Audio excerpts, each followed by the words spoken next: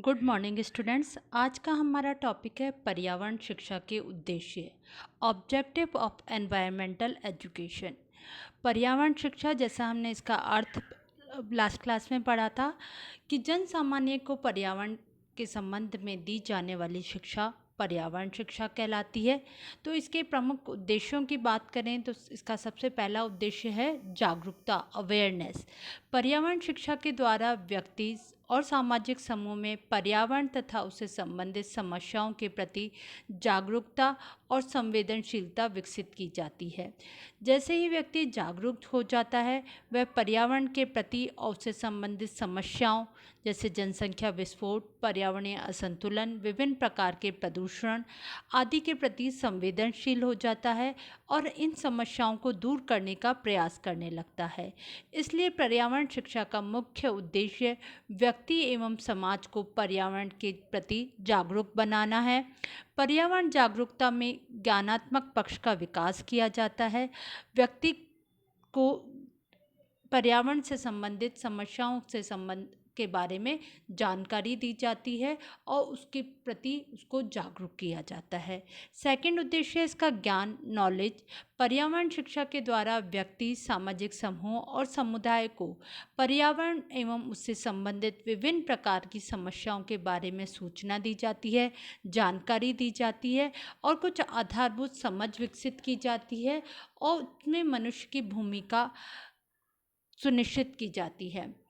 पर्यावरण का के बारे में समझाकर व्यक्ति को यह एहसास दिलाया जाता है कि व्यक्ति वातावरण से किस प्रकार प्रभावित होता है और वातावरण को व्यक्ति किस प्रकार प्रभावित करता है, कैसे वो समस्याओं को उत्पन्न करता है और किस प्रकार उन समस्याओं का समाधान भी कर सकता है।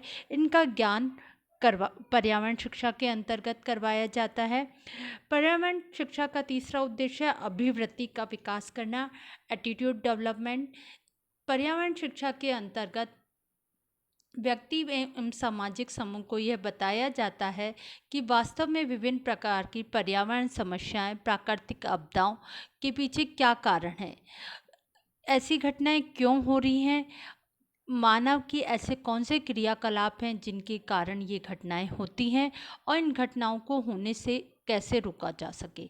अर्थात पर्यावरण शिक्षा का मुख्य उद्देश्य व्यक्तियों में पर्यावरण के प्रति उचित अभिवृत्ति दृष्टिकोण विकसित करना है। पर्यावरण शिक्षा का चौथा उद्देश्य है कौशल का विकास करना, स्किल डेवलपमेंट। पर्यावरण शिक्षा के अंतर्गत व्यक्ति और सामाजिक समूह में पर्यावरणीय समस्याओं को सुलझाने से संबंधित कौशल का विकास किया जाता है। पर्यावरण को मनुष्य ही प्रदूषित करता है, इसलिए पर्यावरण को स्वच्छ एवं संतुलित रखना भी मनुष्य की ही जिम्मेदारी है।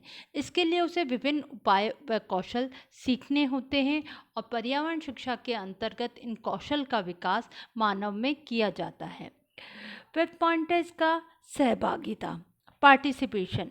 व्यक्ति और सामाजिक समूह में पर्यावरण समस्याओं के प्रति जागरूकता लाना और समस्याओं को तुरंत हल करने की आवश्यकता समझना, जिससे वे इन समस्याओं को सुलझाने के लिए तीव्र रूप से क्रियाशील हो सकें, अपनी सहभागिता दे सकें।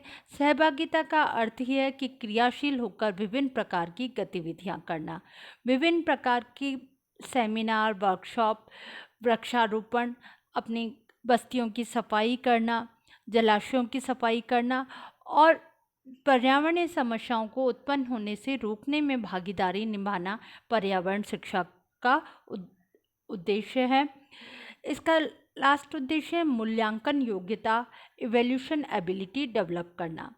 पर्यावरण शिक्षा के द्वारा व्यक्ति एवं सामाजिक समूह में पर्यावरणीय सुरक्षा एवं संवर्धन के लिए उपायों और शैक्षिक कार्यक्रमों को मूल्यांकन करने की योग्यता विकसित की जाती है। पर्यावरण की सुरक्षा और उसके विकास के लिए जो उपाय हैं वो किए जा रहे हैं, उसके परिणाम पर ध्यान रखकर मूल्यांकन किया जाता है।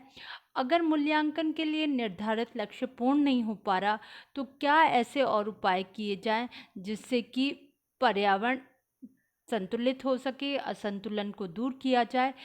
यह समझ विकसित करना ही पर्यावरण शिक्षा का मुख्य उद्देश्य है। तो इस प्रकार से पर्यावरण शिक्षा के मुख्य उद्देश्य हैं